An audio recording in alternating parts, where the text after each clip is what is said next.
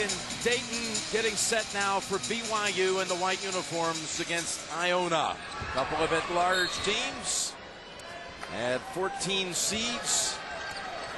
And this should be quite a matchup. Jim Nance along with Clark Kellogg, Steve Kerr, and Tracy Wolfson here courtside at the University of Dayton Arena.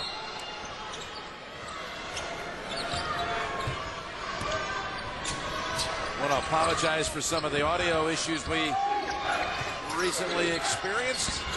Tried to have everything in working order as we get started with the Gales getting blocked down low.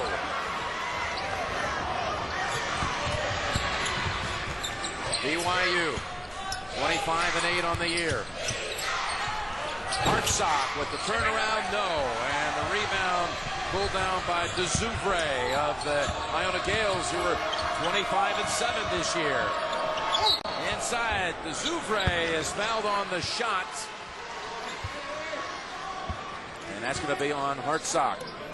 There's Tim Luce in his second year on the Iona bench. He played in an NCAA tournament game for St. John's against that Joe Barry Carroll bunch from Purdue some 30 years back. He's done quite a job here in his second season. And Dave Rose, talking about doing a great job taking BYU back to the tournament. A sixth straight year the Cougars are in the field. Here's the pass, snap to Zylstra, back to Davies, and then the rejection by DeZouvre. Well, you see the kind of pace that this game is going to be played with. Both teams really want to get up and down the floor. We're going to see a foul on Abuo. And I think, Clark, what I'm interested in is how much does BYU run, because their advantage definitely lies inside with the big men, Davies, and, of course, Noah Hartsock. Well, Dave Rose told me yesterday they want to play fast and they want to get good, quick shots, but they need to do it through the post. And the fact that both big guys can run, as DeZouvre knocks one down, and then they forget about Davies behind the press. Well, that was a quick basket to match as Davies left alone. Obviously a missed assignment there on that pressure defense. Iona's going to try to put a lot of heat on Matt Carlino, the BYU point guard. And if he can handle it and get the ball up the court, the Cougars will have plenty of scoring opportunities. There's Jones blocked. And actually they'll call it a tie. Up the arrows going to BYU. Here is who's on the court right now. You look at the first five from each side. What do you think, guys? Well, Lamont Jones is a terrific scorer. Momo Jones, Armand, a great shooter for Iona. Both of these teams score the ball extremely well. 83 points a game leads the nation for Iona. BYU is averaging 78 points a game. Skilled players. So I think we're going to see a high quality of basketball, though a good steal by DeZouvre. Boy, is DeZouvre off to a good start. Got that block, the jumper, and now the lay-in. You can see the way Iona plays. They're kind of like a poor man's Missouri. You know, they've got four guards and a really good big man inside in Glover, and they're going to spread you out. They're going to mix up their zone and their man-to-man as Carlino misses the jumper. And they want to get out and score. Abuo hits the shot for BYU. Well, Abuo epitomizes the kind of guys I label value-utility guys, as Momo Jones casts one from three. This does a lot of things that go beyond his numbers and stat line. Loose balls, rebounds, toughness. The extra pass. He might not get a lot of assists, but he'll make the pass that leads to the assist. Rotating defensively. I mean, he just gives you all of the intangibles you want. This kid's got a great, I'm not talking about a good stroke. This kid, Sean Armand, has a terrific stroke. BYU's Davies had picked up a foul. He's got one. Hartsock has one, two of the stars for the Cougars. Here is Davies. Baseliner bouncing around a couple of times. No. And that's off Abuo. Back to the Gales. Yeah, I don't like that shot. That's something that BYU likes to do. They're normally at their best when they're playing fast, but against Iona, I think they've got to be a little more judicious with their shot selection and go inside. That was a kind of a fadeaway 17-footer for Davies. And that's a settled shot as opposed to an intentional shot. Go and get what you want. And I'm right with you on that, Steve. That is inside out. Davies who forces the steal. Carlino takes it inside and scores. Nice move by Matt Carlino, the freshman from Scottsdale, Arizona. But quickly at the other end, it's Jones scoring. They will run on mades or misses. And here's Abuo. And this is what Iona's going to feast on. Quick shots. And they're going to come right back at you. Nifty move, and it results in two for Machado. Scott Machado, senior from Queens, and racing down at the other end. Boy, what a pace we have here early. No surprise there, Jim. Davies lays it in. That was a great move. Found around a couple of Iona players on the baseline to free himself.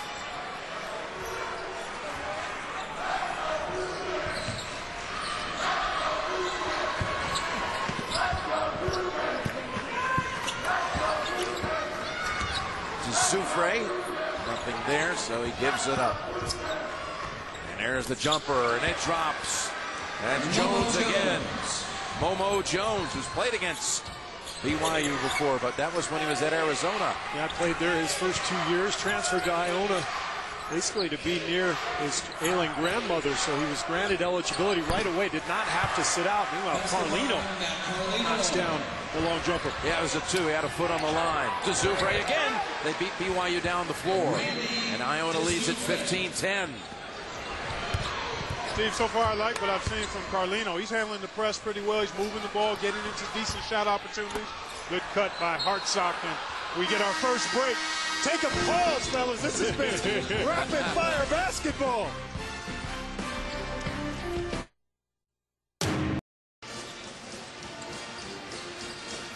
So BYU to inbound here, trailing 15-10. Took a while to have 25 points on the board in the first game.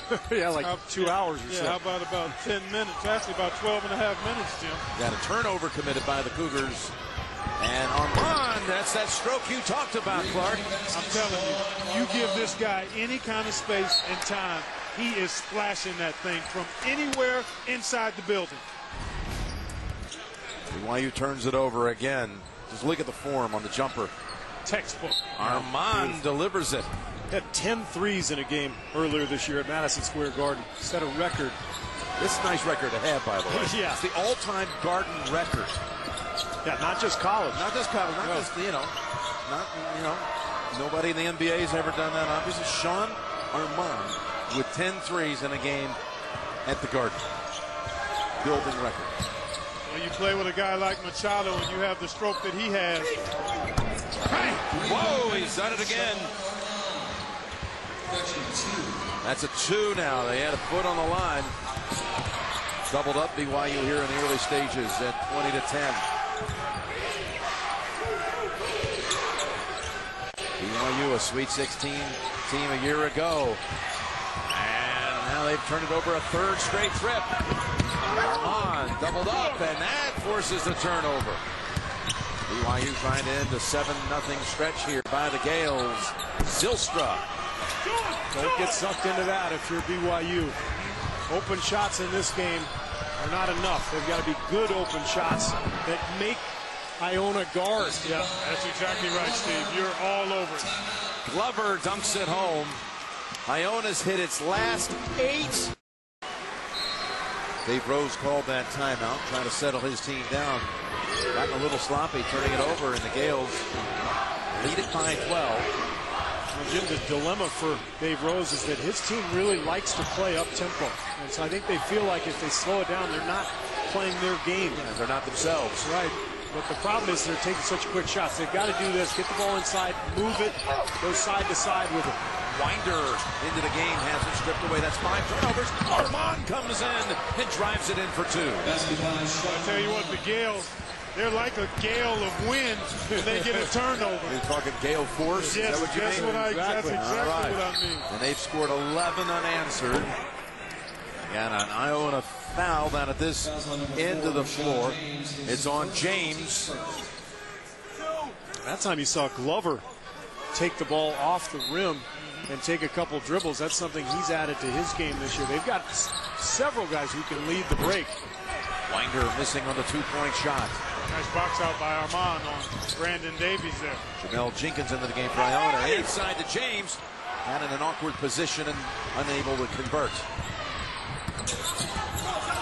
Abuo with a jumper and rolls off the rim. Tapped outside to James.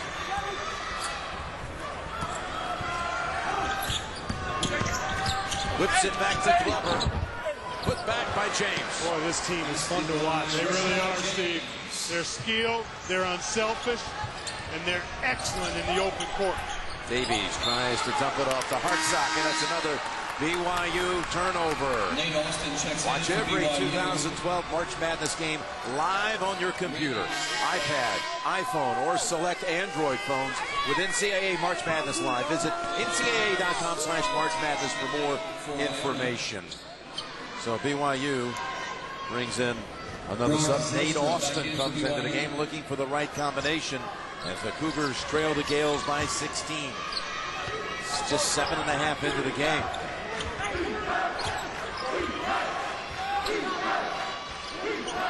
Well, you look at the sharpness with which Iona has played, and you can't help but think about the long distance travel for BYU. Actually went through a little bit of a practice when they got here yesterday.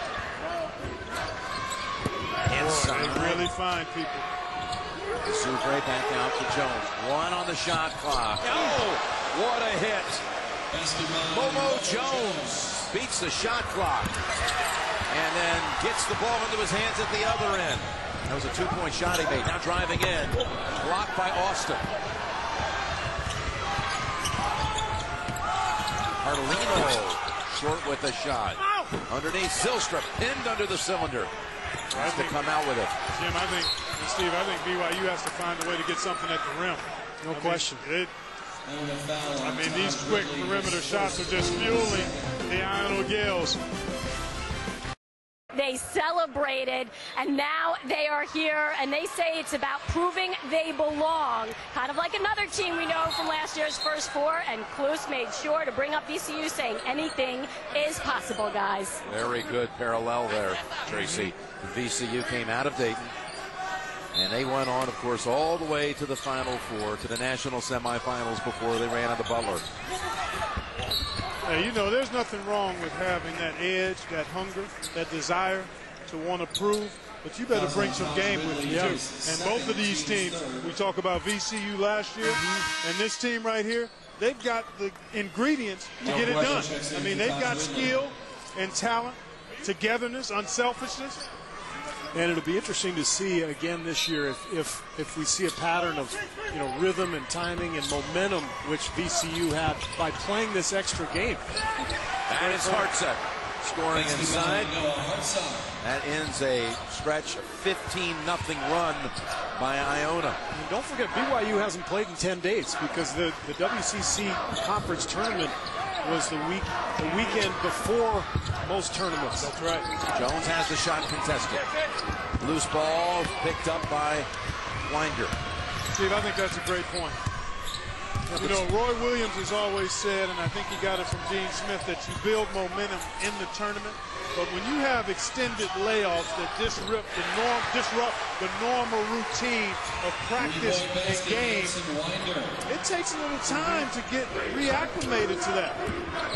Winder with the three-point shot. Glover goes to the other side, unable to convert. Ahead to Zylstra. Dave Rose has gone with his backup point guard. Yeah, Cusick to replace Carlino. And Cusick really steady. He's a guy who's going to slow the ball down a little bit and kind of get it inside. Carlino was a little out of sorts there to start the game. And I think this was a nice move. Give Carlino some rest and let Cusick settle things down for his club. The winner to take on Marquette in the next round. And that's now 7 unanswered by BYU. Hartsock. And a timeout called. Forget the shot. Timeout called by Coach Klus. So BYU with a little flurry. Game 1 left in between games. And now on Air Force One heading back to our nation's capital. There will be ongoing talks with Prime Minister tomorrow. Here's the pass over to Jenkins, and Jermel Jenkins hits the jumper. That basket all made by the pass.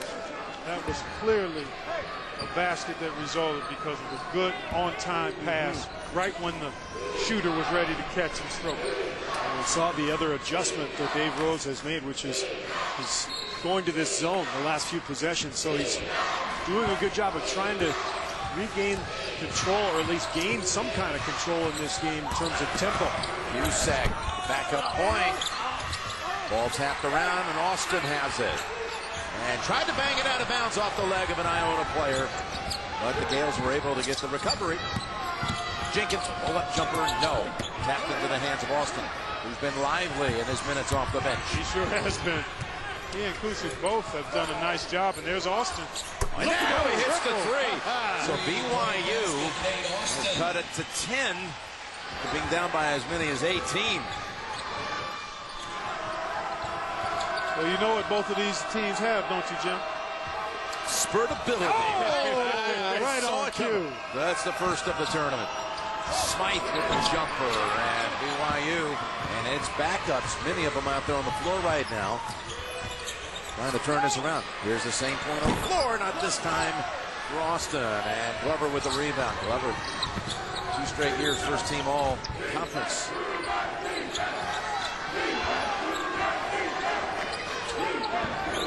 With a 3, and he buries it. Boy, do they have a lot of guys who can fill it up. They do. They really do, Steve. Finger, tough shot. Well defended, in fact. It was Machado who was defending.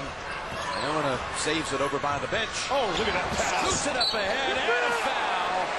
Going to be a foul on Zylstra as Dusufre is able to cash in. What a pass up the floor. Man, this is why NBA scouts have been flocking to the Iona campus this year. This kid's passing ability, he's an NBA player, and you see his vision and his unselfishness, his strength. Boy, Scott Machado, beautiful. He keeps it simple, too, Steve. You rarely see him try to do the spectacular. He stays pretty simple. 7 dimes already. That's crazy already. What do you think about Machado. that? I mean, he's on pace for about 26 assists. But I love the way he gets his head up right away. He looks off defenders. He just plays with such great pace and tempo. Never out of control. Always understanding the situation and surveying what's in front of him. It's like the game is going slower for him than everybody else. Rashad James getting a second stint on the floor. Backup junior from White Plains, New York. Before for Iona. As Brock Zylstra brings the ball up. Interesting. BYU's gone small now to try to match with Iona. That advantage that they had with their 2 bigs really hasn't played out. And nice work inside. Good footwork there by Brandon Davies. They put a Buo at the 4. That allows them to match up much better defensively with this explosive small lineup of Iona. And that does not hit anything for Rashad James. Usac from the wing with the 3. And impressively grabbed by 2 hands by James. Jumper good. Jumper good by Jermel Jenkins. And another timeout called by Brigham Young. And then you saw BYU 13th in points per game. So, boy, but another spurt here by Iona has pushed this lead back out to 17. For BYU, you've got to go inside first. Davies, and that pass right into the hands of Jenkins. Here to come up the floor. Machado takes it home for 2 more. I'll tell you what, Steve, I'm really impressed with the speed of this team. Oh, man. I've watched them on TV and tape a lot, but it doesn't do justice to their speed from one end to the other. 11-2 run, and Carlino unable to hit it from 3. Look at these passes and how quick they get it around. Smythe almost got caught. There it's Machado. He hits the 3, a 14-2 stretch, and now doubling up BYU at 44-22. It's the extra pass. Every possession, they make that extra one. Davies gets all the way to the rim. But you just love the unselfishness of this club. How about the spacing, too, Steve? Oh, boy. I know you relish that. That's why I mentioned the Missouri comparison. Yeah, good call. The way that team spreads you out, and here's that extra pass we're talking about. And at Iona, you're going to take two teams out of that conference that have been, since 1980, the last time that conference produced an at-large team. That would be Manhattan, which went on, by the way, to beat Oklahoma in the tournament. And look what they're doing so far. Tracy made a great comparison with the VCU story from a year ago. And it's so similar in terms of the way each team plays, too. You know, great passion, great energy, togetherness. Glover knocks it home. Well, that's the other weapon they have. They can go inside when they don't have a transition hoop. And it's going to go back to BYU. Glover, an all-conference selection, average 18 points, 9 boards per game. And what a perfect complement to all these shooters. When you got a big, strong guy in the middle for those drop-offs and offensive rebounds. He's crafty down there, too, because he's really not that tall, but he's long. And there he is getting his hands on the ball there, creating a transition opportunity. Machado hits the trailer. Now that's a beautiful assist and a foul. That's that court awareness right there. These guys get up on you in a nanosecond. Do you hear me? I mean, that ball was deflected at the foul line, and I'm telling you, it was at the rim in about 2.2 seconds. Well, Machado orchestrates it, and he's got about 4 or 5 guys around him who can run. That's what I mean. And make threes. It is beautiful to watch. It sure is, man. They call soccer the beautiful game. Yeah. When you play basketball like this, this is the beautiful game. We had the ugly game, the first one. And that's Davies scoring in traffic and drawing a foul on top of it. No offense to Western Kentucky, Clark. It just wasn't what we're watching here. I mean, this is totally different. Got to give those kids a lot of credit. That tenacity displayed by the Hilltoppers to come back from 16 down in about 4:50, right around 5 minutes is what they did. One of the most amazing finishes I think we've ever seen. Certainly one. I've not seen anything like that before. 22-5, the last 4.5 minutes to win it by 1. Pass thrown inside, and that's off Iona. Now, is a comeback possible in this game? We've still got a long, long way to go, but BYU, it has been a mighty struggle here at the beginning.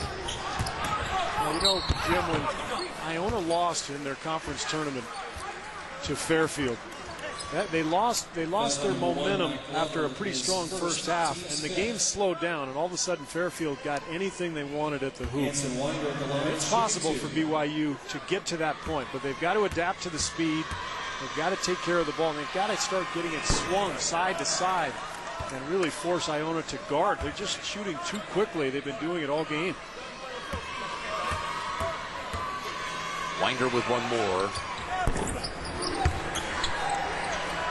And Winder has 5 now on the night.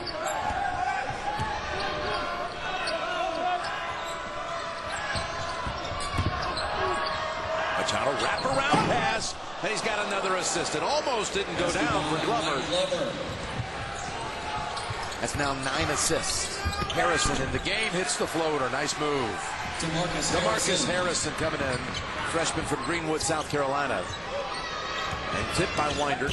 Saved by James. Ball on the floor, and the arrow's going to stay with Iona. So, Iona, you got right here this pass by Machado to know where everyone is. Right around 2 BYU defenders. Jermel Jenkins. Yeah, he's strong enough to get in and play through contact. He's always on his feet, and he's got his eyes on everybody. I don't know how BYU can slow this down, Steve. Can you see a way they get it slowed down effectively?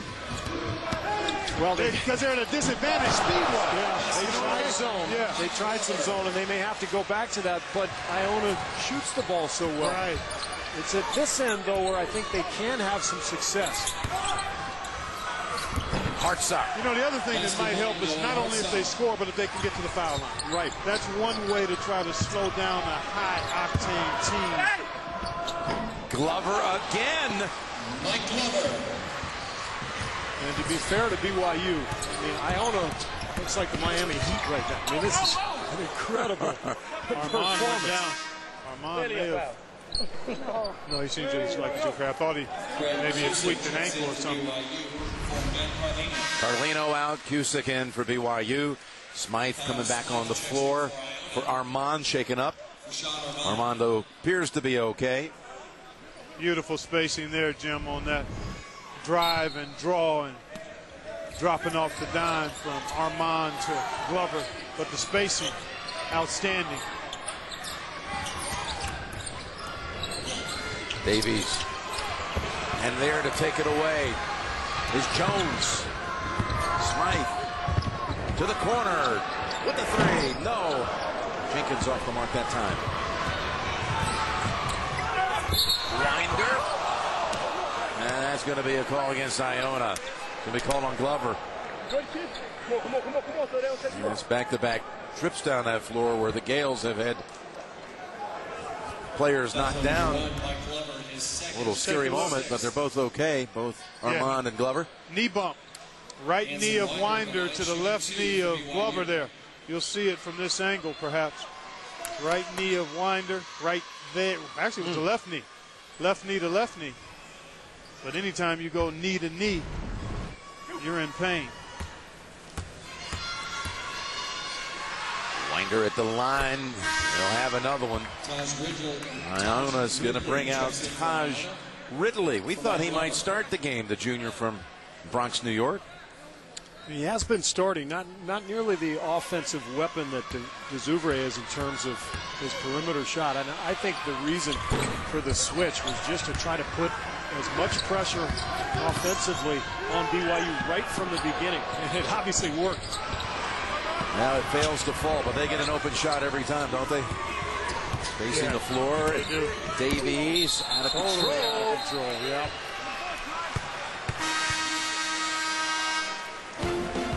That's a traveling violation. The under 4.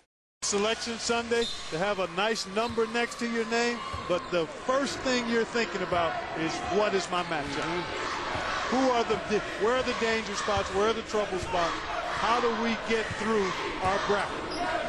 And this is the kind of team that you don't necessarily want to see. But if you're going to get to a championship, you're going to have to beat some good teams sooner or later. Sooner in Marquette's case. Got that right. Jones, no. And that's going back to BYU. That was the 38th field goal attempt by Iona in only 3 turnovers. Cusick met with pressure right away. Back to double up on the way. Break it with Hartsock. Hartsock dishes to Davies. To the paint. Gets it back and dunks it home. Boy, I like his footwork. He's been aggressive, but it just hasn't been enough because Iona has been able to capitalize on turnovers, and I think this is the high level mark of how well Iona can play. I think this is the ceiling. I don't think they can play any better. No. So, I think BYU will have a chance to get back into the game. I mean, Iona can't shoot like this. Cougars go back to his zone. If they can knock down a couple shots like that one and continue to pound the ball inside to Hartsock and Davies, they'll have a chance to climb back in. I agree with you because you know Iona isn't going to really back off of the throttle. And if they start to miss some shots, then BYU would have an opportunity to get back going, get back in. Well, that was Harrison with the rebound after hitting a 3 at this end of the floor. He's got 5 off the bench. Swing the ball, get it to the other side. Get rid of it now. There you go. Keep it moving, though. And Hartsock open, top of the key.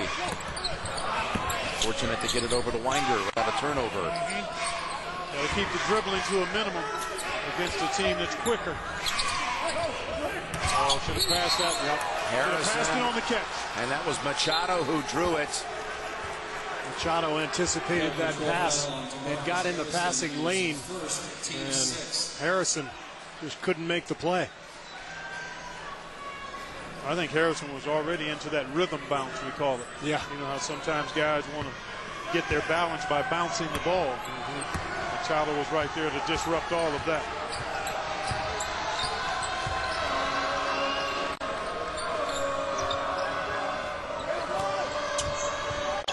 Final 90 seconds of the first half. Inside to Zoufre, that slides off the front of the rim.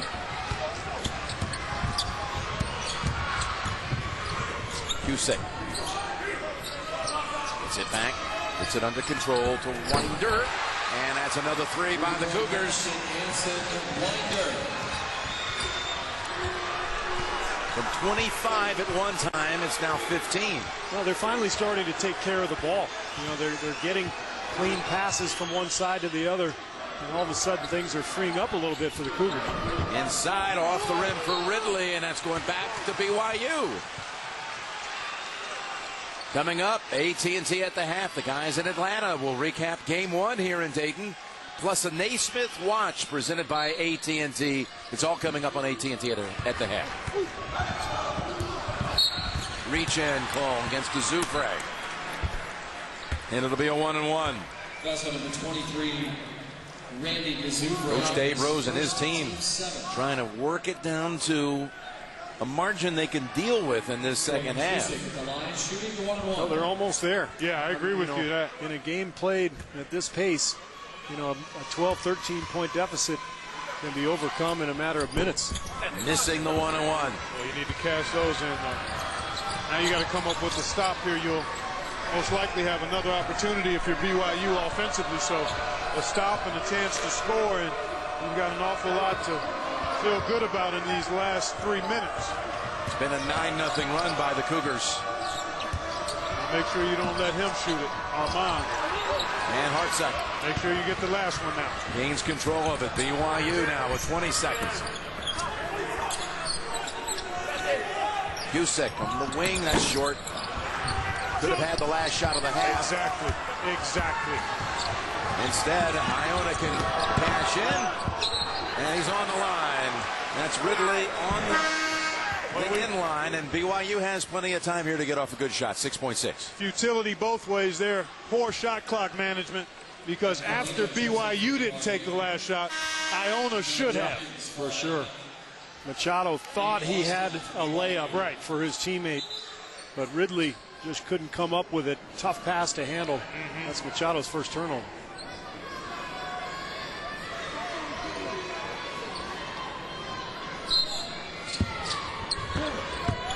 Carlino brings it up.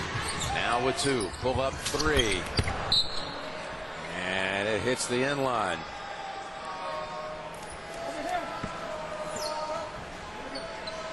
So Jenkins will inbound for Iona. I've seen anyone at the far end of the floor. Not much time to catch and shoot here. And he'll just take the huge lead to the locker room. BYU closes with a 16-6 stretch. We saw, I think, the ceiling of what Iona can do. I don't know if they can play much better than they did in that first half. Now, somewhere between the basement and ceiling is where most teams are. Let's see how it plays out here in the next 20 minutes. Hartsock has it swatted away, and that's a reach-in call on Carlino. Like what I saw there, though, Steve, they did go right inside to try to get Hartsock an opportunity in the post. He was just denied without drawing a foul. Hartsock in that first half with 6 points. BYU goes back to that 2-3 zone, which I think was at times effective in the first half. Looks like they're maybe even trapping out of it a little bit, though. Here they go. It's a hard trap, but in the neighborhood, boy, you can't reach there. Davies got a break. You'd like to see him step on that baseline and dissuade that drive. 15 on the shot clock.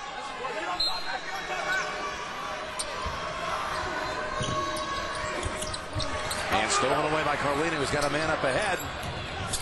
And that little knockdown for a moment prevented by Armand. Prevented maybe a breakaway basket. Fadeaway is good by Hartsock. That's his shot. He loves stepping back over that right shoulder and kind of beating the defender to the punch, just beating him up, you know, to the release before the defender can get a hand up.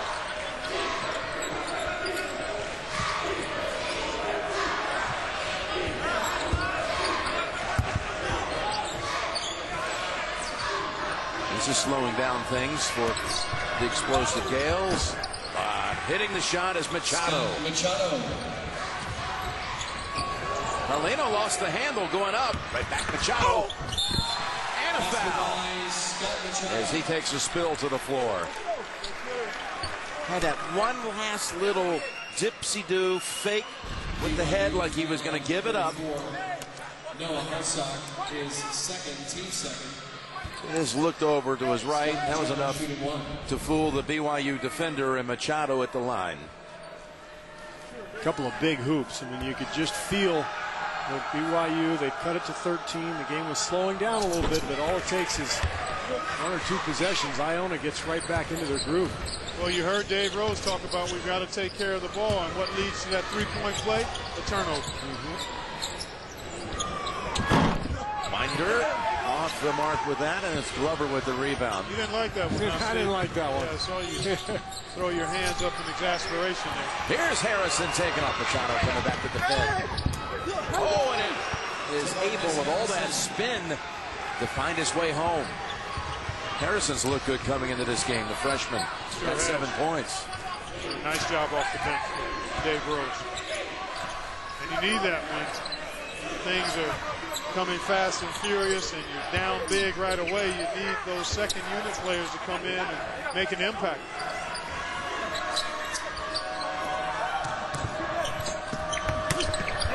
Knocked out by Winder with 9 seconds on the shot clock. BYU wants to bite off small pieces of this lead in 3-4 minute segments, guys. And they're doing a good job of being able to slow things down right now.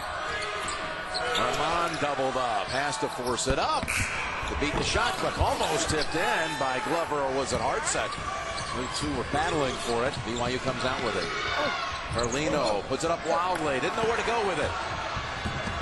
Glover takes middle, goes wing. Machado bounce pass back. There's another one of those beautiful assists.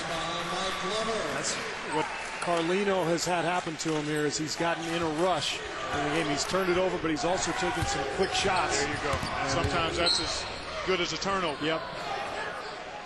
Because this team will run so quickly back at you.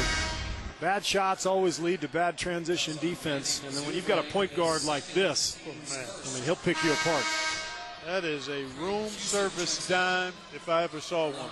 I mean, all he had to do was just catch it and scoop it into the goal. Carlino is taken out. Cusick comes in for him at the point. Steve, I was primarily an inside guy, although I could go out on the perimeter some. You were a shooter. How much fun would it be to play with a guy like Machado? Man. You kidding me? Oh, my goodness. Here he puts up a 3. You know, those 9 assists he had in the first half, he had 6 different teammates on the receiving end of those assists. And that speaks to the arsenal of weapons that this Iona Gales team has in terms of offensive firepower. I actually did a Purdue game mid-February. Matt Painter said the most talented team he thought his team had played to that point was this Iona team. In terms of offensive firepower and the ability to come at you from a lot of different angles and putting the ball in the basket. They had met early in the season, and it came down to a late Hummel winning shot. That was down in Puerto Rico. Beat him by 1. Beat Iona by 1, that is. Davies with the flat-footed rebound this time. Reach in, foul. And it's on to Zoufre. His third. His third, team second. In case you're wondering, as Machado has 10 assists, the all-time NCAA tournament single-game assist record belongs to UNLV's Mark Wade with 18. Mark Wade, lefty. It's good. That was back in 1987. It was a Final Four team found its way to New Orleans with Armin Gilliam and that crew for Jerry Tarkanian. Who knows? It could be a little outside possibility. We already have one record here tonight in the building. That pass thrown out of bounds. The comeback now confirmed by the NCAA. It's the biggest comeback in the last 5 minutes of an NCAA tournament game in history. Wow. 16 down in the last 5 minutes. An all-time record in the 74-year history of this great event. We made history on a number of accounts. The president, the first here. fan and prime minister. Yep. Britain. Jones and Hartsock pulling it down. BYU can't afford many empty trips. Good call, Jim. And Davies has that shot contested. As Hartsock trying to tap it home, and Iona's on a break. Dribble almost got away from Glover. There you go. Throw it to Machado. That's always a good choice. Not a bad safety valve there.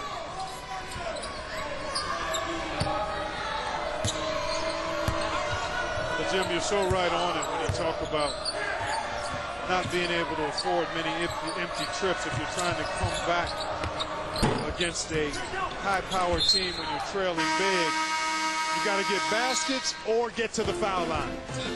They head to the benches with Iona back in front. It is, and it took place in a game against Ohio University back in 1970, and the Bobcats are back in the tournament this year, and there's a young lad playing for Ohio by the name of Nick Kellogg. Clark, good luck. Thank you to your son. Well, what a great story, that team. Fine young man. I've had a chance to meet your son on a couple of occasions and made large contributions to them, to their cause this year. You notice he's a much better free throw shooter than you ever were. Oh, no question. He's got a nice like stroke. 91% or something. He doesn't get there a lot, but he makes, good when he does get there. He can fire to the three. Yeah, he can stroke it from deep. He's worked really hard on that. We're excited for him, proud of him, and looking forward to seeing what the Bobcats can do against the Wolverines on Friday in Nashville. I think it'll be a very competitive matchup.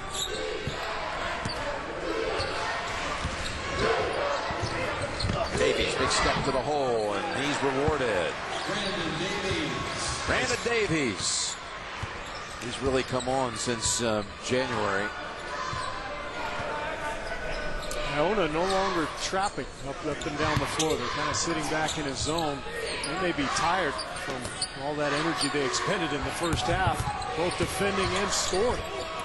That will be the first turnover of the night against Machado. I think he had one other. Yeah, he did have another one. Inside back to Davies. Hartsock and BYU go back-to-back trips. He'll go to the line.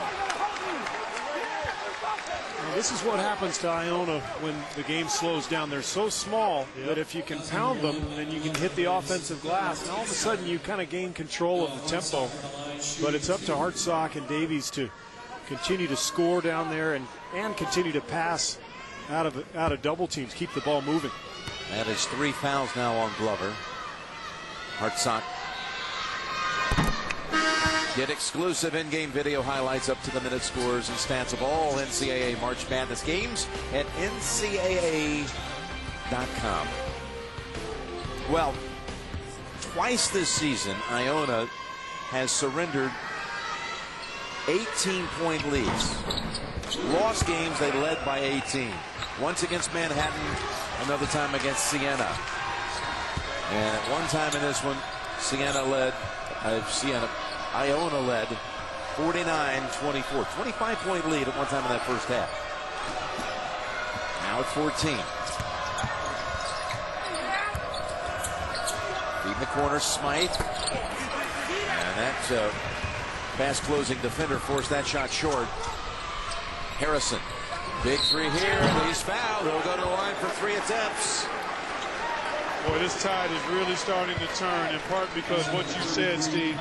BYU going inside, playing through Hartsock and Davies. The zone defense, because they're not turning it over, now they're able to get the defense set, apply the zone, and Iona not able to get out and free flow as much as they did in the first half. Yeah, it's a different team. I mean, they don't have much energy. All of a sudden, a few of those long-range shots that they were making in the first half, now those aren't going. And you see Tim Plu's going to get Machado and Armand back into the game. We look over on that BYU bench as Machado coming back in, Armand as well. There's Mark Pope. He played for a national championship team. He's an assistant for Coach Rose. He was on that Kentucky '96 title team. Big 6'10" player who could take it to the outside. 2 out of 3 at the line by Harrison. Down to 12.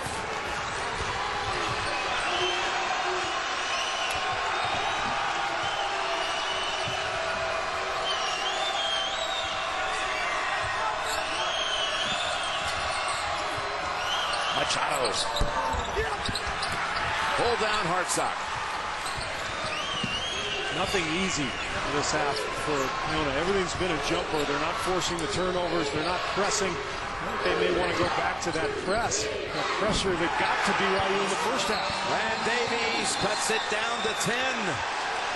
Is it a building of comebacks tonight? Dispatch to Omaha. Clark and I, along with Tracy, will all be heading to Greensboro for second and third round action. Ken Mack and Jim Cornell will honcho the production and direction of the broadcast tomorrow, doing a superb job here tonight. It's been an exciting night of basketball in Dayton, and this one's starting to get, well, it's starting to pick up in the interest level because it was all Iona early as BYU comes out with another theft. 25-point lead at one point in the first half. Threatened to blow him out of the building, and this could cut it to 7. And it does. Zylstra. They've figured out what they're doing finally. It took them a long time, but the ball movement, the spacing, the tempo, and it feels like Iona, almost like trying to bleed out the clock. There's just way too much time. That's what it looked like. You know, Steve, we're watching them. The zone, though, can cause you to get a little tentative. Yeah. It really can. If you don't have a really intentional mindset about attacking seams and trying to get that ball moving, the zone can lull you to sleep. This is huge. Harrison with a 3, down and out. Good look. Iona wanting to run again, like they did in the first half. Machado had his close down from the floor, taps it back. Armon with the 3. Glover inside, and that's a tie-up. Arrow stays at this end with Iona. You know, you go back to the last 4 minutes, almost 5 minutes of the first half. Iona. They believe now that they can win. It's up to Iona to respond.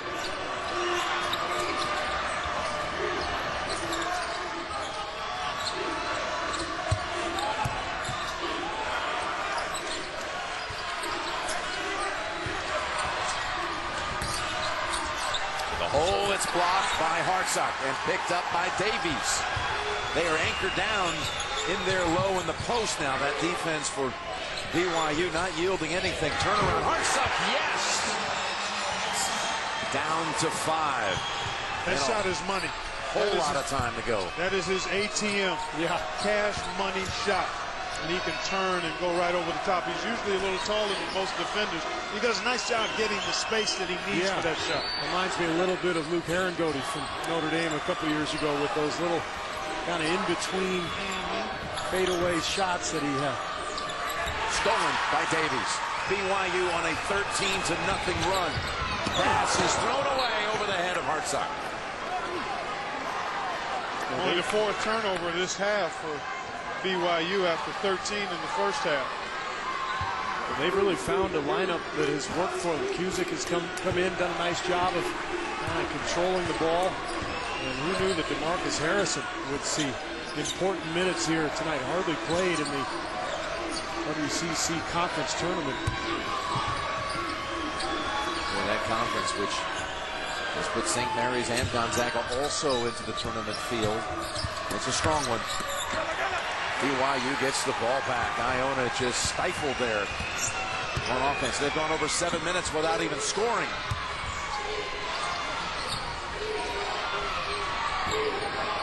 Davies, Zylstra thought about it, but Jones closed in on him. Drives in, and it's going to be a block ball on Iona.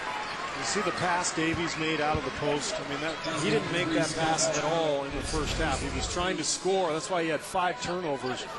All of a sudden, as you see the block called on Machado, now the ball's moving. And once they're swinging it against this Iona zone, there's plenty of opportunities. They can just pick their shot. Exactly. They can shoot it from the perimeter, or there are driving lanes available, as Zylstra took advantage of to get himself to the foul line there. Zylstra, just a junior. He was first a part of this program at BYU in the fall of 2006. Went on a mission to New Zealand. He's 0 for 2 at the line there. Quick fire, no good. Right back to Cusick. I like the shot, though. I mean, that's their game. That's what they've got to do. Good push by Machado. Davies. Glover's got to be careful. He's got 3 fouls rather. I think they're going to give Machado. Second one on Machado. Last 2 trips down the floor, in fact. If you're Iona, you got to pick up the intensity defensively. Right. In that first half, they were all over the place. Now they're finally starting to double again. That's what caused that near turnover. I like to see more activity in this zone. There's a third team foul. BYU another chance to trim that lead. Step up to Cusick. No, tapped up by Davies. Hartsock with the putback. The 2 big guys from BYU are controlling the inside now. 3-point game. And that was the concern of Tim Cluth. Could his team rebound effectively with the bigger Brigham Young front line? And right now, everything going BYU's way. That's an offensive foul. No basket. The Zoubre called for the charge. There's a good look for Cusick, and then Brandon Davies keeping the ball alive. And there's Hartsock to finish it off. And there's Brandon Davies there closing off the Zoubre. The Zoubre, by the way, with 4. And he is going to guard the inbounds pass. He's still out there. Inside of 9 minutes to play. A 3 would tie it. Again, the 2 men inside, and the ball's knocked out by Iona. As you can see, the pressure didn't even bother BYU that time. Those were turnovers the entire first half. They found their spacing. Iona may be tired, though. They're not nearly as quick to the ball as they look. That's a good point, Steve. They do look to be less engaged here, and that's Cam. Hartsock down the ones. 62-61. BYU has never led in this game. Trailed by 25 in the first half. Iona, just nothing happening at this end. Almost 9 minutes without scoring. The last 17 points to the Cougars. And that's going to be a reach-in on Cusick. His first. And only the 3rd team foul on BYU, so still in good shape there. How about the job by Dave Rose to change this thing up, and his team holding the Gales to only 7 points in this second half. But I think it was the offense that became the defense for BYU. Because they were able to score the ball and play inside out, it allowed them to get into this zone defense. Iona's missed its last 11 shots. Here's an open look from the wing, and yes, that's a big one by Jermel Jenkins. And that was a 3. And that allows them to extend their defense now. And you can see a little bounce in the step of the Iona players. I think they were discouraged there. It was a huge shot for Jenkins. Their first points in 9 minutes and 16 seconds, and it goes the other way. Davies called for that foul. Called for the offensive foul, his second. Pace. Let's see how they execute in the half court. That's where the struggle has been, because BYU has been able to score and slow things down a bit and get settled into this zone. Iona has to be able to attack it, get into the seams, and then knock down some perimeter shots. You saw Machado's numbers. Different story from the first half. Glover pinned underneath. And that's going to stay with the Gales. This zone has really flustered Glover. Every time he gets the ball down there, they're double teaming, and there's really not much of an angle to throw the ball back out to the perimeter. That's why I think they've got to do it on the perimeter. Penetrate and pitch, get in the seam. Got 7 on the shot clock, and that's the second time Cusick has reached in. That's a tough one there. You just mentioned, Jim. Single digits on the shot clock. The last thing you want to do is foul and reset it for the opponent.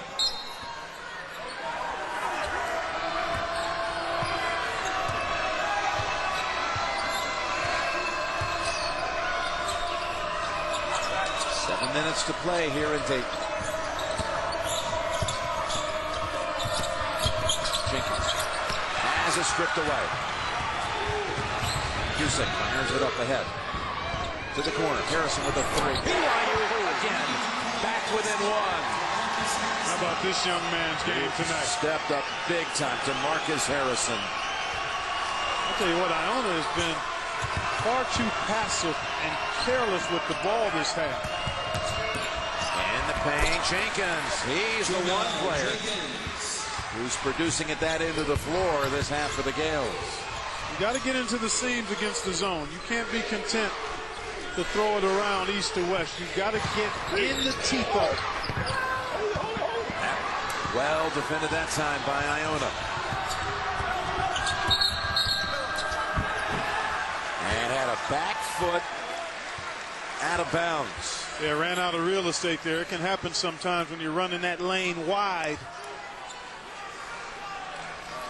That's a big break for BYU because this is where good things happen. He was not out of bounds. He was not. His heel did not come down, so an unfortunate break going against Iona there. So 11th turnover this half. Like a tale of two halves. That's what BYU was doing the first 20 minutes. They had a couple of times 25 down to 1. Will they be able to get it all the way back? Hartsock had it knocked loose. 19 seconds on the shot clock.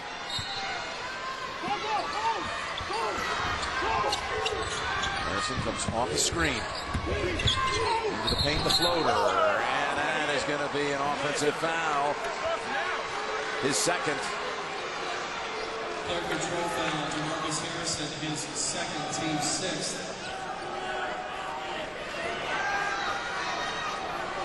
Well, he's a nice looking young player, isn't he, Harrison? Yeah. Good length, pretty good speed, nice stroke. Let's see if Iona can get back into the lane. The last opportunity was Jenkins getting into the middle of the free throw lane area for a nice little runner. That area is open if you can get that ball swung. And Jenkins not that time.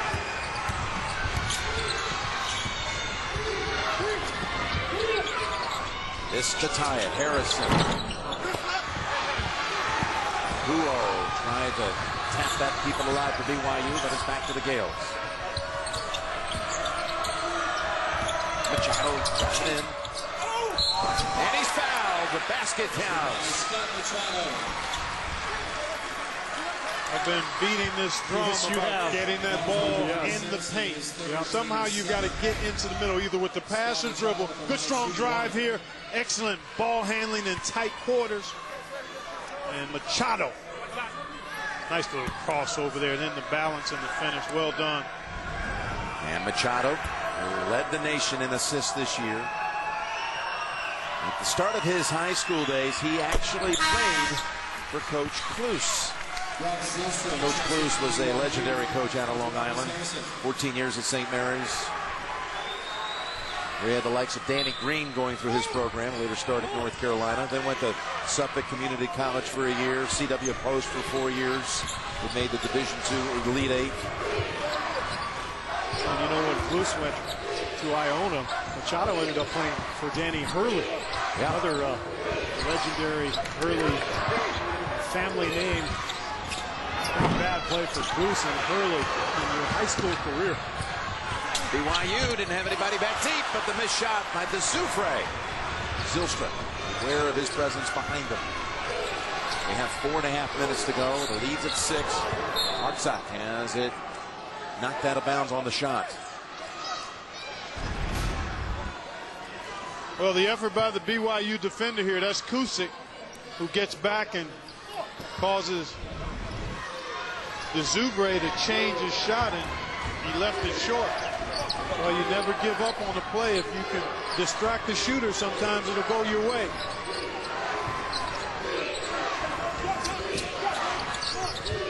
Hartsock, shot contested, but he still hits the jumper right over to Zufre. Timeout called by Brigham Young. It's a new tradition, unlike any other. 4 minutes approaching, and a 4-point lead for Iona. Clever had someone reach in on him on the way up. A little different way to attack the zone there. That was nice. They put Machado in the middle, and they found him BYU not allowed Glover to run the baseline. The belly of the zone is in the middle, but a good call by you, Steve, that Machado, your best passer, cuts weak side to strong side to receive that pass, and he gets Glover an opportunity at the rim. We'll shoot two.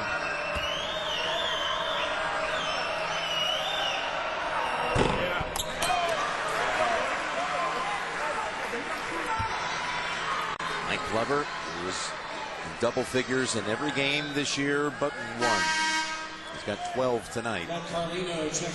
Most of that, though, coming early. He had 10 in that first half. Carlino's going to come back in the game. He's been sitting for a long time. He went out of the game early in this half. So we'll see if he's able to get into the groove of this game. 0 for 2 on that one. Both teams over the limit now, so bonus free throws on common fouls both ways.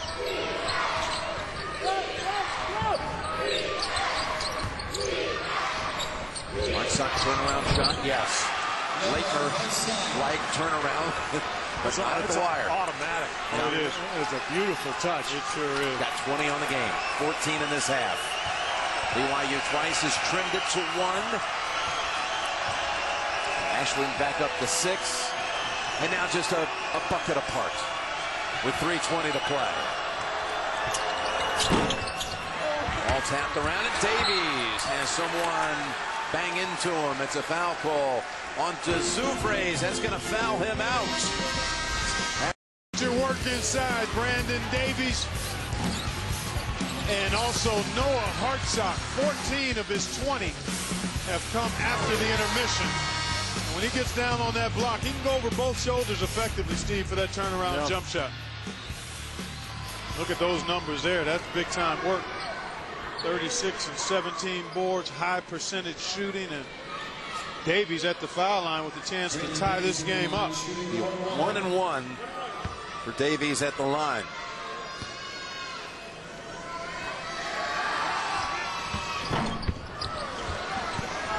We have not seen great free throw shooting tonight from any team in the building. BYU 6 out of 14 for the night. And they've got him backdoor, missing the shot. That was Glover.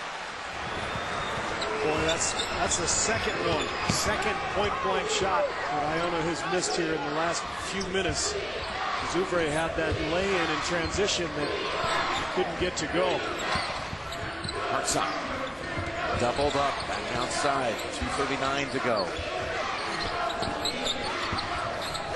They're not going to let Hartsock beat him on this possession. 2 to tie, 3 to take the lead. Houston, Hartsock, this for the lead, and BYU has come all the way back from 25 down to now lead it.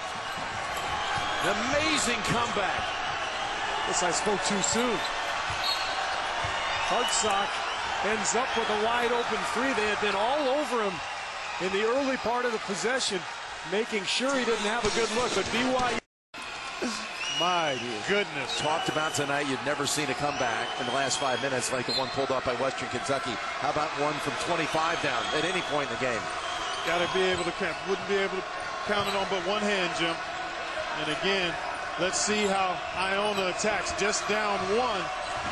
But clearly, BYU has been dominant in this half, and the zone defense has really bottled up the Iona attack. 1:50 to go. Jenkins pass to the far side. They do not beat the shot clock.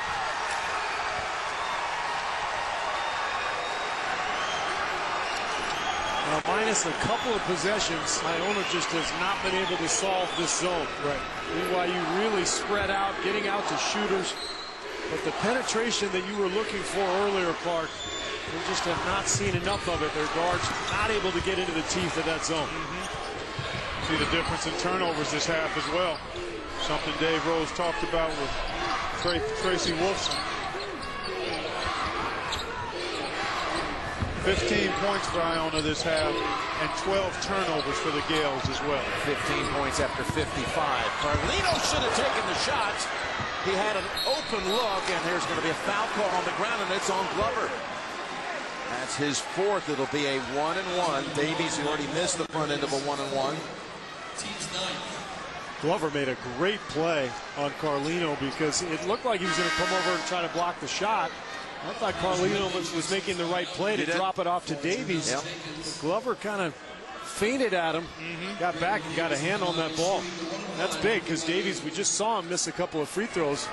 And now these are pressure. Missing the front end before. He's now a 68% free throw shooter guy. So short. Rebound out to Jones with 1:15 to play. Short never has a chance to go in, does he? Jones up the front of the rim, and it's Davies with the rebound. 1 minute to play. Like the shot. Jones got good penetration. That's a good look for him. Got to defend without fouling now if you're Iona. Davies takes a step, and he is fouled again. That's it for Glover. Is that it? Yep. That's number 5. It'll be a double bonus, so the pressure of the 1-on-1 is off now for Davies. Tim Clues calling his team over with that 5th foul. You get kind of a added timeout. Yeah, kind of a pseudo timeout here, but that spells trouble. Glover, really the lone big man on this roster. Ridley will have to play that role now, but he's more of a smaller 4-man. And now a huge advantage inside for BYU. I got to think right now that the chair of the basketball committee, Jeff Hathaway, and that whole committee, feeling pretty good about these first night matchups. I mean, you talk about a harbinger of thrilling things to come. What an appetizer for this NCAA tournament. Wow. I'm just shocked that Iona has 70 points right now with 45 seconds left in the game. They had 55 with 4.5 minutes left in the first half. Unbelievable. 2 shots for Davies. Not this one. Big difference between that 1-and-1 and the double bonus, isn't it? Yes. Iona's gone scoreless the last 4:20. Will it be a 2-point margin or 3? Make it 3. You don't need a 3 here if you're Iona. You need a quality shot. Although with Armand out there, if you can get a good look at the 3, you'd want him to take it. Armand passes it over to the corner. James looking for help. Back out to Machado, trying to create something. Bounces it down low, and it's rejected by BYU. Out with it is Zylstra. Doesn't need to go all the way home, but he takes it in, and he's fouled. He's fouled, and a chance at a 3-point play. Brock Zylstra. What a gutsy play. I thought he was going to maybe pull up and accept a foul and go to the free throw line, but he recognized a chance to maybe finish this game off, and he uses that strong body to get all the way to the hoop and draw the foul. Kind of like when you see a quarterback running in football and guys think he's heading out of bounds. He stayed in bounds and got the and 1. Knocks it down, 6-point margin, 23 seconds. Machado, 3-pointer, no. Rebound out to the Gales. Bank, no. Put back, yes, with 14 seconds and a timeout. 76-72. Timeout, Iona. The legendary Stan Watts at BYU for most NCAA tournament wins. If they can close the deal right here, it would be his 4th in 7 years in the tournament. Hartsock to inbound. Carlino immediately fouled with less than a second. I know that Dave Rose, old college coach, Guy Lewis, watching down in Houston and beaming with pride at how he has coached this team back from a 25-point deficit. Trying to pull off a shocking comeback as Carlino has 2. You've known this kid since he was born, Steve. Yep, very good. Talking about Carlino. Yeah, very good family friend. Known him since his uncle, Brock Brunkhorst, played. He was a teammate of mine at University of Arizona. He's had a tough game today, but he's getting a reprieve here. He's going to get another shot at a tournament game against Marquette in a couple of days. It's 2. Jones with a 3. That's off the mark. Pulled down by Cusack, and BYU is going to win this game. Who could have imagined? Down 25 in the first half, they storm back to victory.